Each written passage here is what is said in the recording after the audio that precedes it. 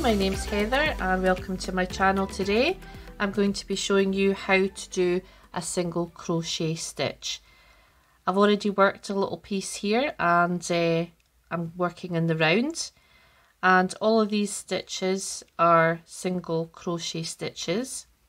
And to do your single crochet, you're just working into a stitch like this where you put your hook through underneath both loops of the stitch, and you're going to grab this yarn and you're going to pull it through, and you can see that I am putting my hook underneath so that I can grab this yarn, pull it through both of those loops.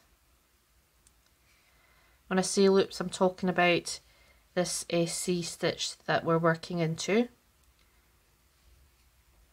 And now you've got 2 loops on your hook. We're going to grab the yarn again, this yarn, and we're going to pull it through both the loops on the hook. And that's it. That's how you do a single crochet. I'll do that again. We're going through underneath both these loops here, the V shape.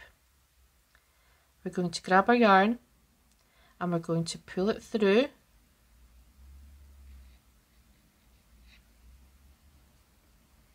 Now we've got 2 loops on our hook. We grab the yarn again and we're going to pull it through these 2 loops that are on the hook. So pull through one, pull through the next one, and you have your single crochet. And you can see that when you do these stitches, they look like little V's. I'll do that again. I'm going in like that underneath the stitch. I'm pulling the yarn through, and then I'm grabbing the yarn again, and then I'm pulling it through these 2 loops on the hook. And if you're following a pattern and it's in UK terminology, this stitch here is called a double crochet stitch.